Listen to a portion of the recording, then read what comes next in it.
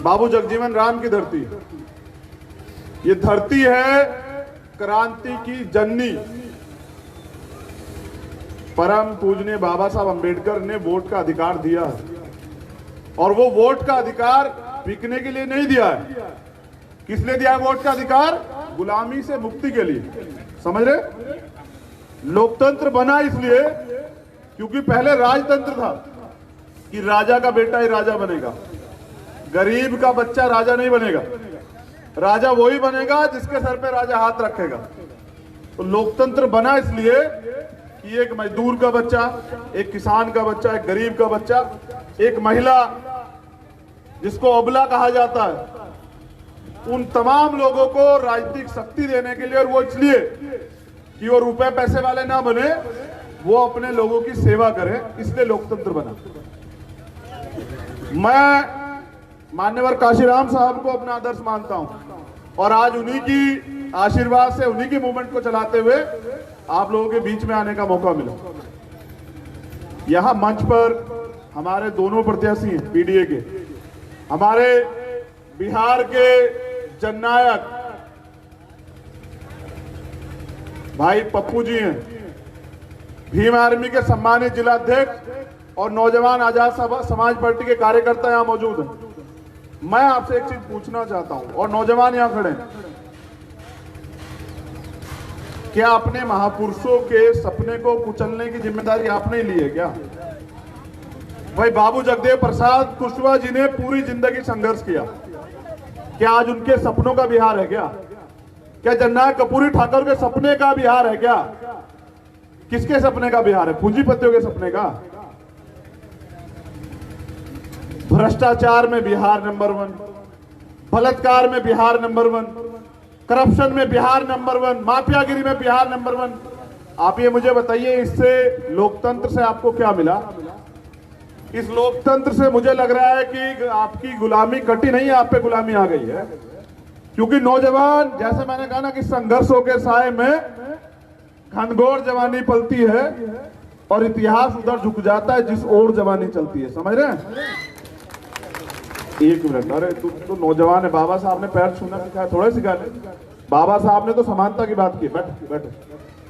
तो जिधर इतिहास किधर झुकता है? जिधर जवानी चलती है। परिवर्तन समझते हैं ना, वो प्रकृति का नियम। लेकिन तुमसे झूठे वादे करते हैं लोग, बड़ी बड़ी बातें करते हैं लोग, सपने दिखाते हैं, 15-15 साल राज करते हैं, लेकिन देते कुछ नहीं है। मेरे लोगों के तन पे कपड़े नहीं है। मैं गया था बाढ़ वाले क्षेत्र में, उनके सर पे छत नहीं है, उनके पेट में रोटी नहीं है, उनके लिए अधिकार नहीं है, उनको न्याय नहीं मिलेगा। जो बक्सर में हुआ, जो मोतिहारी में हुआ, उसका जिम्मेदार कौन है? कानून का राज कौन स्थापित करेगा? मुख्यमंत्री या कोई आम आदमी?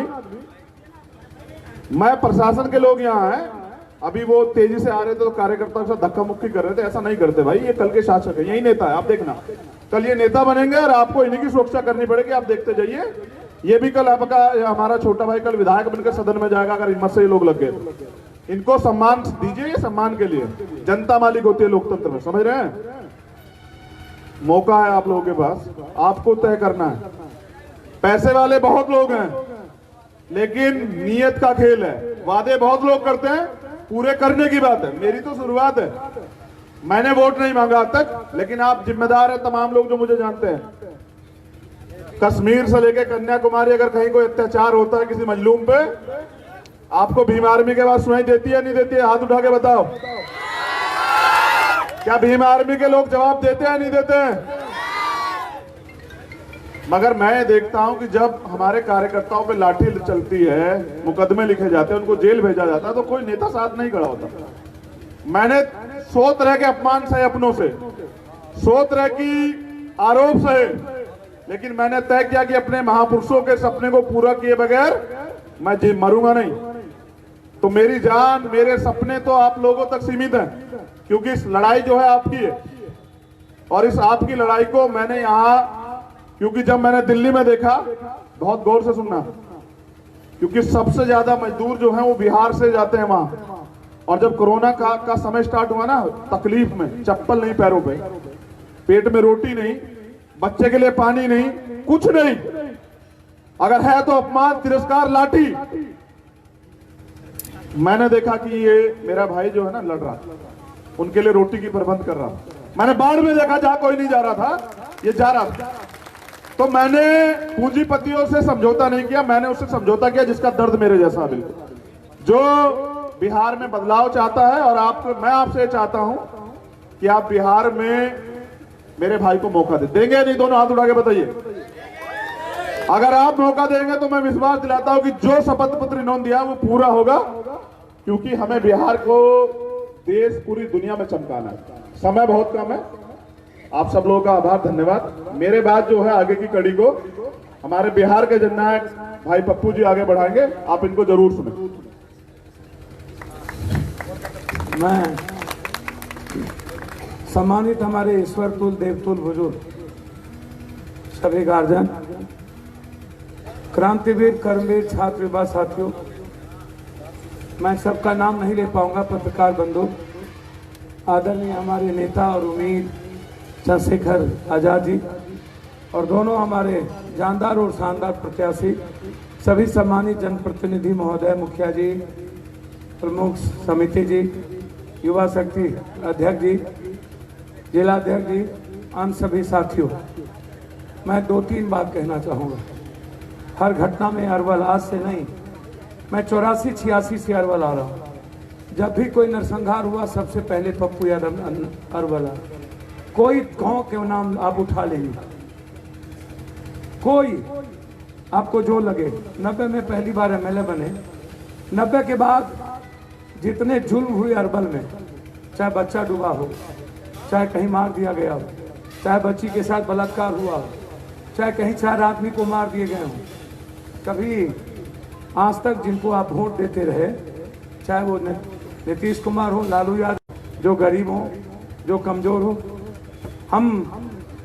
आप जब पूरा देश डर रहा था, 800 सांसद घर में थे, जब प्रधानमंत्री घर में थे, मुख्यमंत्री घर में थे, तो आपसे मैं इतना कहूंगा, अकेला इंसान पप्पू यादव इस देश में 70 लाख लोगों से अकेला मिल रहा था। जब सबको पॉजिटिव का डर था, सर बैठिए प्लीज, जब सबको पॉजिटिव डर था, जब सब को लग रहा था मैं मर जाऊंगा, बाप बेटे से डर रहा था, और उस वक्त पप्पू यादव क्या कर रहा था?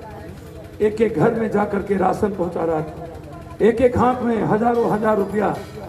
कोई ऐसा आदमी हिंदुस्तान का, कोई मजदूर आपको कह सकता है जिसके घर में इस कोरोना वायरस में पप्पू यादव के पैसे मदद ना पहुंचे, जो बाहर में मार खा रहे हो? 16 करोड़ रुपया हर मजदूरों के अकाउंट में ट्रांसफर किया, अकेला। ये जिम्मेदारी मेरी नहीं, ये जिम्मेदारी नीतीश और नरेंद्र मोदी की थी। जब बच्चे पर जुर्म कर रहे थे, ये लोग नहीं आने दे रहे थे कोटा पे, तो 7 अप्रैल को हमने 40 बस लगाए। जब नीतीश ने मना कर दिया तो फिर 7 ट्रेन हमने भेजा। नीतीश कुमार को पैसा नहीं था, सिर्फ पप्पू यादव क्यों भेजे बंगलोर ट्रेन? पप्पू यादव क्यों भेजा कोटा ट्रेन? क्या ये मेरी जिम्मेदारी थी? क्या नीतीश कुमार की जिम्मेदारी नहीं थी?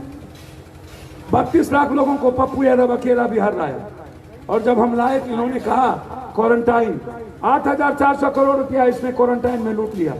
बाद में इन लोगों ने कहा कि हम स्किल दे करके हम खाना देंगे, लेकिन इन्होंने एक खाना नहीं दिया, सब मजदूर आज बाहर चले गए। आप क्यों नहीं पूछते हो नीतीश कुमार से? पटना में बाढ़ आया, 15 लाख लोगों को 19 दिनों तक पूरे शरीर में इंफेक्शन हो गया। डॉक्टर ने कहा कि आप मर जाओगे 3 दिन के बाद।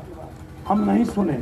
9 दिनों तक सुशील मोदी हाफ पैंट पहन करके भाग गया, उसके घर में खाना पहुंचाते रहे, लेकिन हम पटना छोड़ के नहीं गए। क्या वहां पर कोई नेता नहीं था? नीतीश जी नहीं थे? क्या वहां विपक्ष नहीं था? क्या निकले वो?